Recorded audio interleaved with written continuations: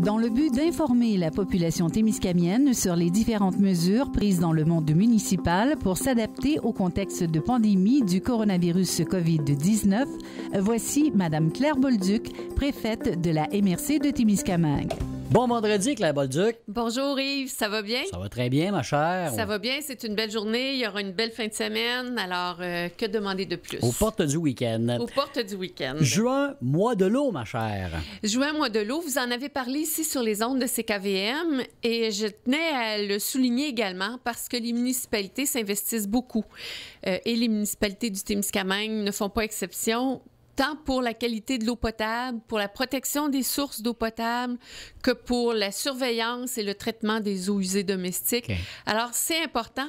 88% du corps humain chez un jeune enfant et 72% chez les personnes de plus de 60 ans, notre corps est constitué d'eau. Absolument. On a besoin d'eau de qualité. Alors, c'est un engagement que vos municipalités prennent pour la protection de l'eau, de votre eau potable, des plans d'eau qui sont autour de vos municipalités, des eaux usées, surveillance des rejets d'eau usée domestiques. Alors voilà, un petit message de faire attention à nos sources d'eau. Information pour les municipalités, Claire, ce matin. Oui, bien, en fait, c'est le CISAT qui a colligé de façon exhaustive toutes les mesures de prévention et de contrôle sur la reprise graduelle des activités. Ils ont fait un tableau avec comment on retrouve l'information. Ça s'adresse aux municipalités, mais la MRC va le mettre disponible sur le site web de la MRC parce que tout le monde peut s'y référer. Tout le monde peut y trouver de l'information utile. Tout le monde peut avoir... Et ce que ça a permis de faire, c'est que non seulement l'information comment se protéger est disponible, mais ça donne aussi les obligations des installations. Tu sais, par exemple, une municipalité ou un commerce. Quelles sont ses obligations? Et ça donne l'information sur où trouver les informations subséquentes. C'est très bien fait comme document. Alors, nous, on l'a reçu. Les administrations de chacune des municipalités l'ont en main, mais on le rend disponible autant au milieu municipal qu'à tous les citoyens sur le site web de la MRC. C'est peut-être pas à 100% complet, mais tout ce qui touche notre fonctionnement de vie collective se retrouve là-dedans. D'accord. Alors, bien intéressant de le consulter. Et dans les demandes municipales, tu voulais me parler également de plages publiques, Claire, ce matin. Oui, il y a quelques demandes municipales qui nous sont parvenues. Les plages publiques, on avait reçu l'information que ce qui s'applique aux marinas et ce qui s'applique aux aires de jeu pouvait correspondre aux plages publiques. Toutefois, il y a des municipalités qui ont soulevé des problématiques particulières. Alors, j'informe les municipalités qui détiennent des plages publiques que pour leurs bénéfices, le ministère des Affaires municipales et la Santé publique ont été sollicités pour fournir un avis formel, pour tenir compte de l'ensemble des situations. Les avis précédents n'étaient pas mauvais. Quand on a une marina, il y a des précautions à prendre, par exemple, sur les lieux publics, les toilettes, les douches, des choses comme ça. Mais on va aller un peu plus loin. On va aller une étape plus loin avec le ministère des Affaires municipales et la Santé publique. C'est important. C'était une demande des municipalités qui rencontraient des enjeux particuliers. Alors, il y aura un avis spécifique pour les plages publiques. En attendant, si jamais des gens veulent se baigner, je sais que ceux qui font de la natation en eau libre ont bien envie de s'y essayer. Alors, les mesures pour les marinas et les aires de jeu s'appliquent. Une autre demande qui est venue du milieu municipal, c'est de tenir des activités récréatives au bénéfice des citoyens. Et là, il y a plusieurs de ces activités-là qui sont, par exemple, est-ce qu'on peut rendre accessible un ring pour les chevaux que détient une organisation ou qui est présente dans notre municipalité? Clairement, la réponse... On a qu'à penser à Gig, Saint-Bruno-de-Gig. À Gig, mais à Fabre aussi qui avait posé la question. Exactement. Et on leur avait dit, à partir du moment où vous décidez que ces infrastructures-là municipales peuvent être ouvertes, ça va. Quand c'est municipal, c'est la municipalité qui décide. Oui, parce qu'elle en prend la responsabilité. Elle assume la responsabilité de la surveillance et du respect des règles. Quand c'est une propriété d'un OBNL, là, depuis cette semaine, c'est un peu plus facile parce que l'OBNL, c'est aussi une grosse responsabilité pour des bénévoles. Mais oui, ça peut être ouvert. En fait, l'enjeu, c'est toujours de ne pas favoriser d'activités qui vont créer des regroupements. Là. Qui vont mener à des regroupements. Mais on a eu une question pour un cinéparc itinérant. Et si c'est un cinéparc traditionnel, tu as des voitures et tu as un écran ou tu as un espace de projection. Les règles sont déjà connues, c'est clair, ils peuvent réouvrir. Que ce soit un cinéparc traditionnel ou que tu veuilles faire un cinéparc avec voiture. Si tu veux faire un cinéparc un peu différent, là, nous, on a posé la question clairement à la santé publique. Parce qu'on a une municipalité qui a de bonnes idées, qui met de l'avant des belles initiatives, mais est-ce que oui ou non, c'est permis? Et là, il y a toute la question de... Dans le cinéparc, c'est les personnes qui habitent à une même adresse qui doivent se retrouver dans le véhicule. C'est facile de surveiller ça.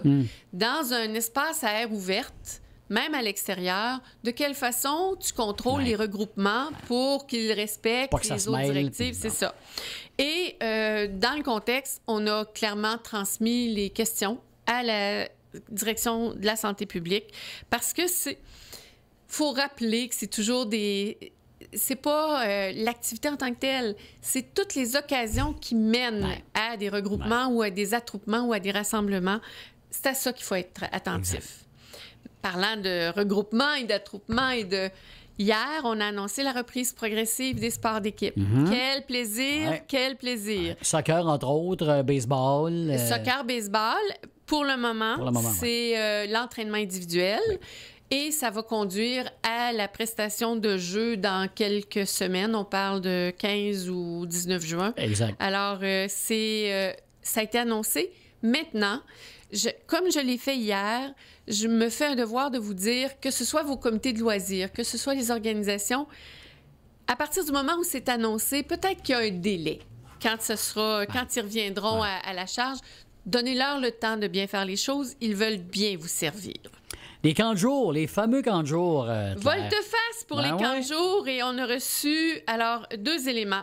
Les camps de jour, étant donné la complexité de l'organisation de la tenue des camps de jour, étant donné comment ça se déroule aussi au niveau scolaire, là où on a repris la présence dans les écoles primaires, ça se déroule relativement bien, peu d'éclosions. Alors, on revient aux normes antérieures des camps de jour. Dans la dernière annonce, le ministère avait dit vous devriez avoir, et ça représentait presque 3 fois plus de moniteurs pour les camps de jour, ce qui était une difficulté pour le milieu municipal qui tenait ces camps de jour-là. Maintenant, on revient au ratio qui était déjà en vigueur avant la pandémie, celui qu'on a vu en vigueur dans les dernières années. Ce ratio-là facilite le recrutement de moniteurs, mais on garde toutes les autres mesures de distanciation et... masque, etc. C'est ça. Ça reste un peu compliqué, mais on vient d'enlever... Ça peut se faire. On vient d'enlever une difficulté. Et la ministre des Affaires municipales s'est adressée à toutes les municipalités du Québec pour demander que les travailleurs prioritaires de tous les travailleurs au Québec, notamment ceux du réseau de la santé et ceux du réseau de l'alimentation, aient accès en priorité au camp de jour. Alors, toutes les municipalités ont été interpellées pour permettre que les travailleurs essentiels soient bien desservis au niveau des camps de jour. Alors, petit volte-face au niveau, face au niveau des camps de jour. Et retour à la restauration bientôt, là, le 15 juin, on rouvre les restaurants. Là, En fait, la réouverture graduelle des restaurants, ça n'est pas encore annoncé par le gouvernement. Ça a été probablement un coulage quelconque. Ça va se faire lundi, en tout cas. Les restaurants de certaines régions du Québec pourront rouvrir leurs portes à compter du 15 juin selon le plan de déconfinement graduel pour l'industrie de la restauration qui devrait être annoncé lundi prochain. Et ça, c'est dans la presse de ce matin. Cela dit, ce ne sont pas toutes les régions du Québec qui pourront réouvrir les restaurants. Et les salles à manger des restaurants pourront recommencer à recevoir des clients autour de la mi-juin. Mais les consignes très strictes sanitaires élaborées par la Commission nationale des normes de l'équité, de la santé et de la sécurité au travail, la CNESET, seront disponibles. C'est toujours disponible sur le site de l'Institut national de santé publique. Et à ça s'ajoute la demande pour les bars et terrasses c'est toujours non. Et le gouvernement le rappelle, bars et terrasses, c'est toujours non. Donc, pour les casse-croûtes, non, vous ne pouvez pas avoir de table à partir du moment où les restaurants réouvriront. Mais il y aura des règles très strictes et ça, c'est pas dans toutes les régions du Québec que les restaurants pourront réouvrir. Cela dit, le gouvernement amène quand même une certaine information au niveau des restaurateurs pour un soutien, pour alléger certaines normes. Par exemple, pour permettre la livraison d'alcool accompagnant les aliments venant de restaurateurs pourra être faite par un intermédiaire. Plusieurs restaurants utilisaient les Uber Eats ou les Dash. Ça pouvait être fait par les livreurs qui appartenaient au restaurant ou à la chaîne de restauration. Okay. Maintenant, les intermédiaires pourront le faire aussi et ils pourront être livrés à un prix différent de celui de ces boissons offertes en salle à manger. Alors, ça aussi, c'est une opportunité qui est donnée aux restaurateurs parce qu'avant, ils devaient avoir le même tarif qu'en salle à manger. Alors qu'on sait que la livraison, il n'y a pas de frais de livraison, mais tu payes un peu plus cher les aliments sur le plan de la livraison. Et une autre mesure qui est facilitante pour les restaurants, c'est qu'il ne sera plus requis de servir obligatoirement un repas pour permettre la vente des boissons alcooliques dans les restaurants. Okay. Les gens qui veulent se prévaloir d'un 5 à 7 dans un restaurant pourront ne commander que des boissons alcooliques. Alors, c'est des mesures facilitantes pour le secteur de la restauration. Je rappelle toutefois que les restaurateurs, l'Association des restaurateurs demande des compensations. Le gouvernement, jusqu'à maintenant, n'a pas répondu spécifiquement à ce secteur-là. Ils se sont concentrés sur l'ensemble des entreprises du Québec et les mesures de l'ensemble des entreprises. Et tu me parles en terminant de la relance de l'économie. En fait, le gouvernement du Québec interpelle, et là, c'est les élus régionaux. Donc, ici, dans notre région, le ministre régional et la conférence des préfets, ils veulent créer une mobilisation autour de la relance économique dans chacune des régions. Alors, le gouvernement va lancer des consultations pour établir les priorités spécifiques à chacune des régions. Et seront coprésidents le ministre régional. Pour notre région ici, c'est le ministre Pierre Dufour et un représentant du milieu municipal nommé par la table régionale des préfets. Alors, évidemment, chez nous, c'est le président de la conférence des préfets qui coprésidera cet exercice-là. C'est depuis mardi dernier, M. Martin Ferron de la MRC de la Vallée de l'Or. J'ai terminé mon mandat. C'est des mandats de 2 ans. J'ai terminé mon mandat. Bon. Alors, c'est Martin Ferron maintenant qui est président de la conférence des préfets. Je veux dire que j'aurai autre chose à faire là, avec le congrès de la FQM. Ça va être beaucoup. Plein de pompons. Là. Et d'autres activités. Notre MRC demande... on s'occupe beaucoup de nos affaires dans la MRC. Ça demande, c'est correct parce que c'est tellement emballant. Alors, il se passe des belles choses chez nous. Mais pour la relance économique, c'est un mandat très précieux qui est confié, évidemment, aux élus régionaux et pour lesquels on va être extrêmement actifs. Oui. Vous pouvez compter sur nous. Ben voilà.